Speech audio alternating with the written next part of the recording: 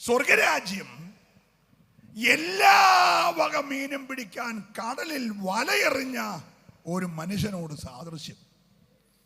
ആ മനുഷ്യൻ വല വീശി വല വലിച്ച് കരക്ക് കയറ്റിയപ്പോൾ എല്ലാ സൈസും അതിനകത്ത് കയറിയിട്ടുണ്ട്.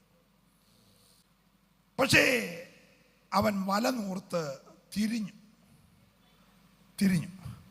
നല്ലത് മാത്രം കൊട്ടയ്ക്കകത്തിട്ടു, ബാക്കിയെല്ലാം പിടിച്ച കടലിൽ തള്ളി. അതാ സ്വർഗരാജ്യം. നിങ്ങൾ ആരും സ്വത്രം പറഞ്ഞില്ല. ഹലോ, വലിച്ചു കയറ്റിയതിനെല്ലാം കൂടെ തല്ലിക്കൂട്ടി കൊണ്ടുപോകുന്ന അല്ലെന്ന് സ്വർഗരാജ്യം.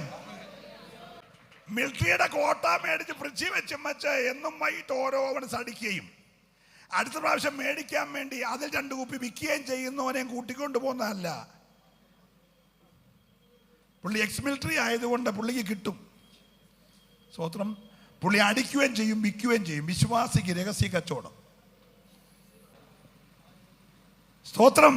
വീശിയപ്പോ കേറിയ എല്ലാത്തിനെയും കൂടെ 2 കെട്ടിയേനെയും 3ാമത് കെട്ടാൻ വേണ്ടി 2ാമത്തേനെ തട്ടിയേനെയും.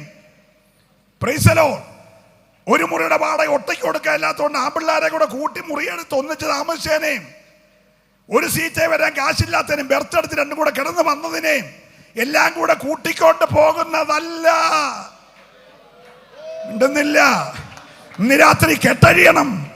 വലിച്ചു കയറ്റുന്നതിനെ എല്ലാം കൂടെ കൂട്ടിക്കൊണ്ട് പോകുന്നതല്ല സ്വർഗരാജ്യം. സ്വർഗരാജ്യം നല്ലതിനെ മാത്രം അകത്ത് വെച്ചിട്ട് ബാക്കിയെല്ലാം കടലിൽ കളയുന്നതാ.